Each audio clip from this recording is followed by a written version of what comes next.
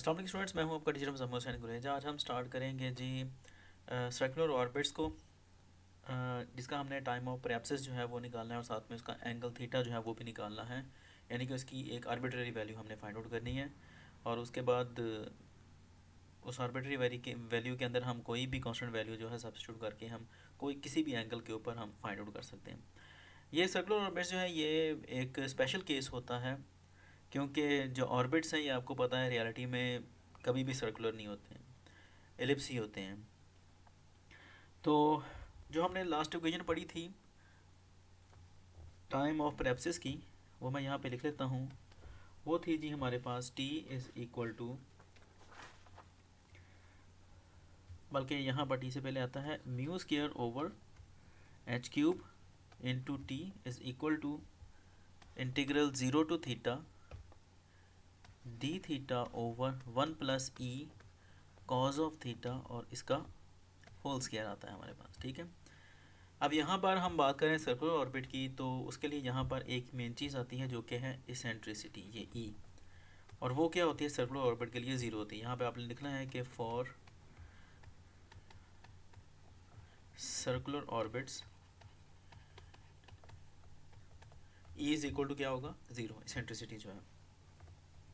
तो अब इस ई की वैल्यू हम यहाँ पर रखेंगे इसके अंदर, इस जगह पर, तो क्या आएगा हमारे पास mu square over h cube into t is equal to integral zero to theta d theta whole divide by one plus e zero हो गया और मल्टीप्लाइड बाय उसके साथ क्या हो रहा है कॉस ऑफ थीटा। इसकी वैल्यू हम एज इट इज़ रहने देंगे, क्योंकि जब ज़ीरो मल्टीप्लाई होगा कॉस ऑफ थीटा के साथ तो वो क्या हो जाएगा, ज़ीरो। तो ये हमारे पास क्या आएगा, mu square over h cube into t is equal to integral zero to theta d theta whole divide by one plus zero, इसका whole square. One plus zero क्या हो जाएगा, वन हो जाएगा, और उसका स्क्वायर क्या होगा, वो भी वन ही होगा। तो डी थीटा ओवर वन क्या हो जाएगा, सिर्फ डी थीटा ही रह जाएगा। ठीक है, ये हमें पता है। तो अब इस सारे को लिखने के बजाय हम यहाँ पर क्या लिख देंगे, simple d theta mu square over h cube t is equal to integral zero to theta, और यहाँ पर क्या आ जाएगा, डी थीटा, जैसे मैंने यहाँ पर बताया। अच्छा, अब इसको इंटीग्रेट करते हैं। आपको पता है कि यहाँ पर अगर कुछ ना हो तो वन होता है, तो इसका इंटीग्रल क्या आ जाएगा, जो कि आपने एफएससी में बहुत अच्छे तरीके से पढ़ा हुआ है और वैसे भी आपको पता चल ही जाएगा। ओहो सॉरी, इसको लिखने की ज़रूरत नहीं है। तो ये क्या आ जाएगा हमारे पास, वन की जो आती है integration with respect to theta, वो क्या आ जाएगी, सिर्फ थीटा आ जाएगा। लिमिट क्या है, ज़ीरो टू थीटा। अब यहाँ पर ये भी मैं लिख देता हूँ, जब लिमिट अप्लाई करेंगे तो क्या आ जाएगा, अपर लिमिट थीटा की जगह पर थीटा आ जाएगा, माइनस लोअर लिमिट थीटा की जगह पर यहाँ पर, यानी कि क्या आ जाएगा, ज़ीरो। तो ये क्या आ जाएगा, थीटा माइनस ज़ीरो थीटा। तो इसलिए इसको लिखने की भी ज़रूरत नहीं है, ये सिंपल हम थीटा लिख देंगे। Mu square over h cube into t is equal to theta आ जाएगा। यहाँ से हम वैल्यू लेंगे टी की, जो कि क्या आएगी, टी इज़ इक्वल टू, ये यहाँ पर एक्स्ट्रा है ये वाला हिस्सा, तो ये क्रॉस मल्टीप्लाई होगा, दूसरी तरफ क्या आ जाएगा, H cube over mu square into theta, यानी कि ये थीटा एज इट इज़ आ जाएगा, और ये एच जो है ये वाला ये क्रॉस मल्टीप्लाई हो जाएगा, और ये म्यू स्क्वायर भी। ठीक है, तो ये हमारे पास क्या आ जाता है, सॉरी, अच्छा जी, इस वैल्यू को हम नाम दे देते हैं, इक्वेशन वन कह लेते हैं इसे हम। ठीक है, अब यहाँ पर अगर हम बात करें जो रेडियस होता है सर्कुलर ऑर्बिट्स के अंदर, रेडियस इन सर्कुलर ऑर्बिट्स, उसकी वैल्यू क्या आती है, जो कि हमने पहले पढ़ी हुई है 2.52 इक्वेशन जो है उसके अंदर हमने पढ़ी हुई है पिछले चैप्टर के अंदर।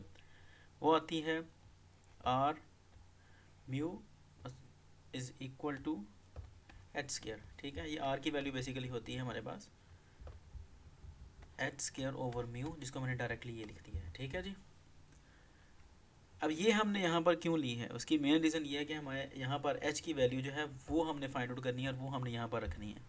ठीक है, एच क्या होता है, मोमेंटम है, एंगुलर मोमेंटम। ठीक है, तो वो हमें यूँ समझ लें कि नहीं मालूम, क्योंकि उसको मालूम करने के लिए हमें मज़ीद फिर आर और म्यू की वैल्यू चाहिए। तो इसलिए हम कोशिश करते हैं कि हम जनरल फार्मूला वो वाला बनाएं जिसमें हमारे पास ज़्यादा से ज़्यादा नॉन वैल्यूज़ आ जाएँ और कम से कम वेरिएबल्स आएँ।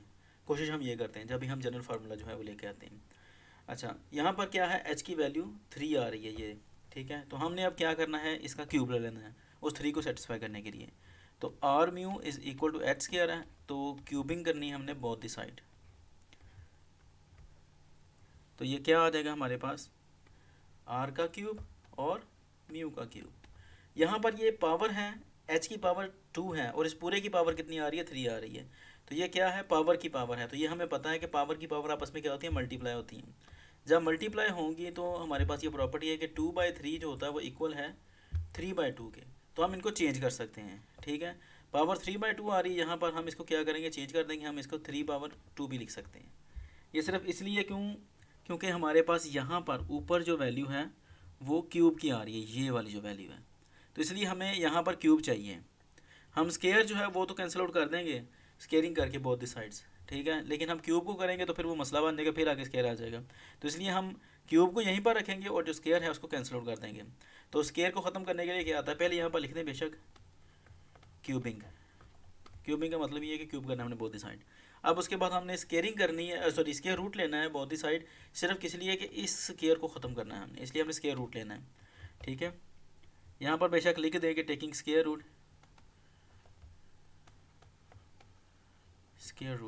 ऑन बोथ द साइड, ठीक है जी।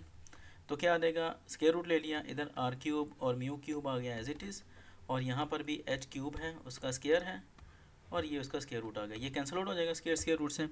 अब आपको पता है कि जो स्केयर रूट है इसकी वैल्यू क्या होती है, 1/2 होती है। तो हम इसको लिख लेंगे एज इट इज़ 1/2। यहाँ पर क्या आ जाएगा, एच का क्यूब, ठीक है, और ये एच का क्यूब हमने क्या करना है, इस जगह पर हमने सब्स्टिट्यूट कर देना है, इस जगह पर, ठीक है। तो अब ये पावर है, अब दो चीज़ें जब मल्टीप्लाई हों तो ये हमने एक प्रॉपर्टी पढ़ी हुई है, ए डॉट बी का स्केयर जो होता है वो किसके इक्वल होता है, ए स्केयर डॉट बी स्केयर के, ठीक है। तो यहाँ पर भी यही होगा, डिस्ट्रीब्यूट कर देंगे हम पावर को, तो ये क्या आ जाएगा, आर की पावर 3/2, ये 3 है, मल्टीप्लाई क्या होगा 1/2, तो ये क्या आ जाएगा 3/2 हो जाएगा। तो यहाँ पर भी आ जाएगा 3/2 और म्यू की पावर भी क्या आ जाएगी 3/2 is equal to h cube आ गया हमारे पास, ठीक है जी। अब ये जो एच क्यूब की वैल्यू है ये हमने यहाँ पर सब्स्टिट्यूट करनी है इस फार्मूला के अंदर, ठीक है जी, इस वाले के अंदर, नंबर 1 के अंदर। T is equal to h cube over mu square into theta, यही वैल्यू थी ना, ये क्या थी, इक्वेशन 2 थी। अब इसके अंदर हमने सब्स्टिट्यूट कर देना है, हमने ये वाली सारी की सारी वैल्यू को यहाँ पर हमने पुट कर देना है। तो ये क्या आ जाएगा, T is equal to h cube की जगह पर क्या आ जाएगा, r power 3/2 mu power 3/2 whole divide by mu square, और ये थीटा एज इट इज़ ही आ जाएगा, ठीक है जी। अब म्यू जो है इसको हमने सॉल्व आउट करना है, म्यू की ऊपर वाली पावर कितनी आ रही है, पावर 3/2, और जो नीचे वाली है वो कितनी है, स्क्वायर है। ये जब ऊपर जाएगा तो पावर क्या हो जाएगी, माइनस में चली जाएगी। तो इनको सॉल्व करने का तरीका क्या है, एलसीएम 3 - 4, तो ये कितना आ जाएगा 1/2 विद अ नेगेटिव साइन, क्योंकि 3 में से 4 निकालेंगे तो -1 आता है। तो टी की वैल्यू क्या आएगी हमारे पास, आर पावर 3/2 और म्यू कितना हो जाएगा, म्यू की पावर -1/2 है, ठीक है। जब इन दोनों पावर को सॉल्व किया, ये मैंने साइड पे सॉल्व किया हुआ है, ठीक है। तो ये कितना आ जाएगा, साथ में थीटा मल्टीप्लाई हो जाएगा। तो ये हमारे पास टी की वैल्यू आ जाती है। अब ये आपकी मर्ज़ी है, बेशक जो म्यू आ रहा है इसको ऐसे ही रहने दें, या आप इसको ऐसे भी लिख सकते हैं कि R3/2, चूँकि म्यू की पावर माइनस में आ रही है तो ये माइनस क्या आता है, नीचे आ जाता है, रेसिप्रोकल होता है, ठीक है जी। तो ये पावर कितनी आ जाएगी 1/2 थीटा, यानी कि mu under root into theta आ जाएगा। जो हमारे पास टाइम पीरियड होता है सर्कुलर ऑर्बिट का, ये फर्स्ट करेंगे हमारे पास सर्कल है, तो इस पॉइंट से अगर हम स्टार्ट करते हैं मोशन को किसी सेटेलाइट की किसी भी चीज़ की, तो वापस जब इसी पॉइंट पर ये पूरा सर्कल कंप्लीट करने के बाद इसी पॉइंट पर जब आएगा तो जितना टाइम लगेगा उसको कैपिटल टी के साथ रिप्रेजेंट करते हैं, जिसको बोलते हैं टाइम पीरियड। तो वो जो टाइम पीरियड है टी फॉर सर्कुलर ऑर्बिट वो कितना, वो है जी 2π r पावर 3/2 ओवर म्यू है, ठीक है। ये इक्वेशन है 2.54 इक्वेशन, जिसके अंदर हमने ये पढ़ा था चैप्टर 2 के अंदर, ठीक है जी।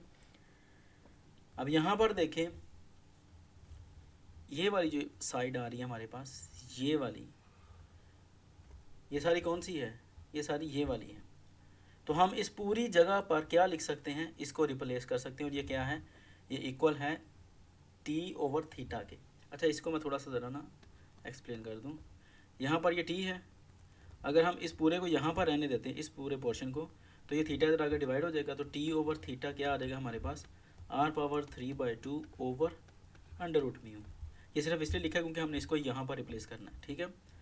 तो ये टी कितना आ जाएगा हमारे पास 2π, ये वाला जो था 2π ये एज इट इज़ आ जाएगा।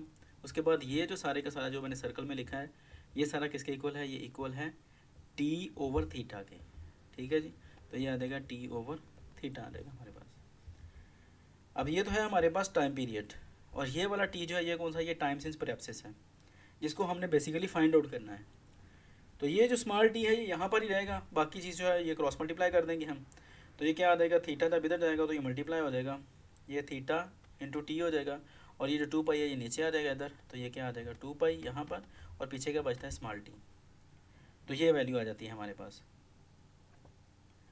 अब अगर हम रिप्रेजेंट करें टाइम सिंस प्रेप्सिस को थीटा के साथ, तो ये जो t ओवर 2π है ये कांस्टेंट है हमारे पास, क्योंकि जो सर्कल है या जो भी ऑर्बिट होगा उसका हमें टाइम पीरियड नॉन होता है। आमतौर पर हमें पता होता है कि कितना इसका सर्कल है, सारे का सारा इसका रेडियस कितना है, डायमीटर कितना है, और हमें ये सारा कुछ पता होता है, और इसलिए हमें टाइम पीरियड भी पता होता है।